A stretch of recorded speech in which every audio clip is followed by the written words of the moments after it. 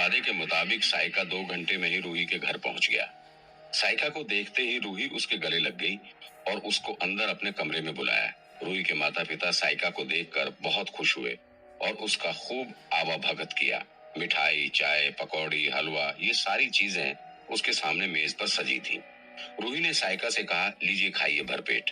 साइका भूखा तो था ही, उसने काफी कुछ खा लिया। तब रूही ने उससे पूछा, सबसे अच्छा आपको क्या लगा खाने में? साइका ने कहा, सबसे मीठा और चटपटा तो तुम्हारा किस है, जो अभी तक मुझे मिला ही नहीं। तुम भी कमाल के हो, क्या सिर्फ किस से ही किसी का पेट भर सकता है?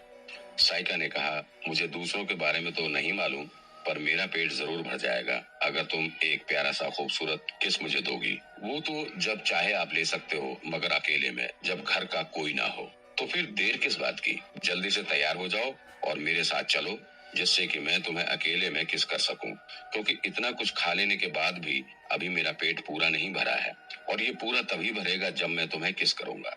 ओके, मैं बिल्कुल तैयार हूँ। तभी रूही की माताजी आ गई और उन्होंने कहा, अरे बेटा, खाना खाकर शाम तक चले जाना, इतनी भी जल्दी क्या है? साइका ने कहा, आपने इतना नाश्ता खिला दिया कि मेरा पूरा पेट भर गया है, अब और कुछ खाने की बिल्कुल जगह नहीं है। फिर घर पर कुछ जरूरी काम भी है जो मुझे निपटाना है और मैंने माँ को फोन करके पहले ही बता दिया है कि मैं रूही के साथ आ रहा हूँ, इसलिए मेरा जल्दी पहुँचना जरूरी है। ठीक है बेटा, पर आते रहना।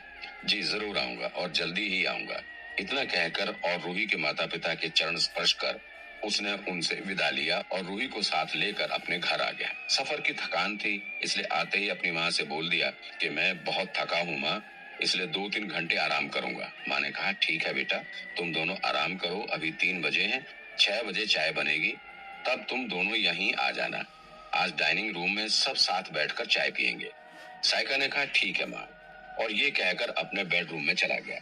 साइका इस समय बहुत गंभीर विचारों में डूबा हुआ था, क्योंकि उसको समझ में नहीं आ रहा था कि सोनू की रूह से किस तरह वो अपना पीछा छुड़ाए।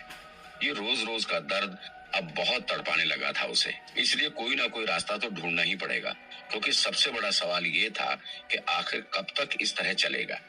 एक बार उसके दिल ने कहा कि रूही को सब कुछ सच सच बता दे कि उसने सोनू का खून किया, फिर जो होगा देखा जाएगा।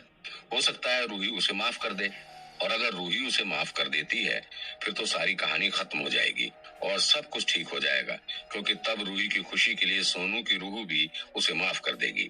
इसी उधेड़ बुन में बहुत देर तक वो लगा रहा कि तब तक रूही अपने कपड़े चेंज करके उसके बेड पर आ गई।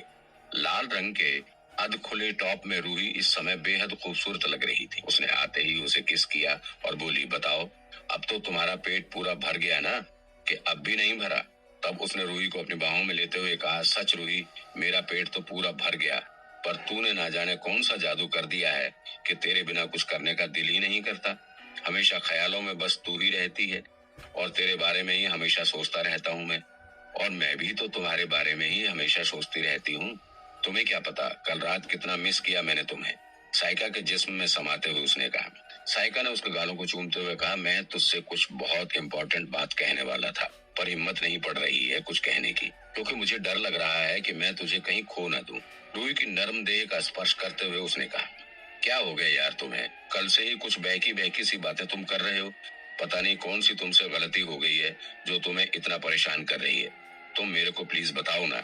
लेकिन रूही की बाहों में स्वर्गीय सुख का रसपान करते हुए साइका की हिम्मत ना पड़ी इस सच को बताने की, और वो पुनः बात को टाल गया।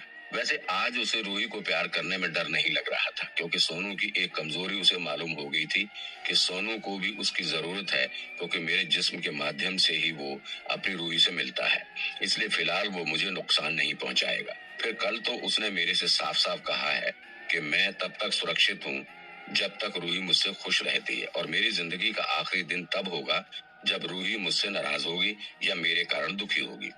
फिर उसने ये भी सोचा कि उसकी रूही इतनी अच्छी और हंसमुख लड़की है कि वो उससे नाराज तो कभी हो ही नहीं सकती, इसलिए इस बात की अब कोई संभावना नहीं है कि सोनू मेरे को कोई नुकसान पहुंचाएगा।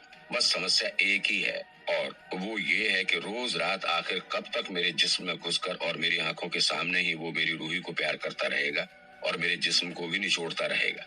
आखिर कितनी रातें मैं अपनी रूही को प्यार करने के लिए तड़पता रहूंगा। इसलिए मुझे तो ये लगता है कि रूही को सच बताने से बेहतर है कि मैं सोनू की रूह से ही बात करूं कि वो मेरी गलती को माफ कर दे और मुझे छोड़ दे। अगर वो मेरी मौत चाहेगा तो वो भी मुझे मंजूर है, क्योंकि खून का बदला खून होता है।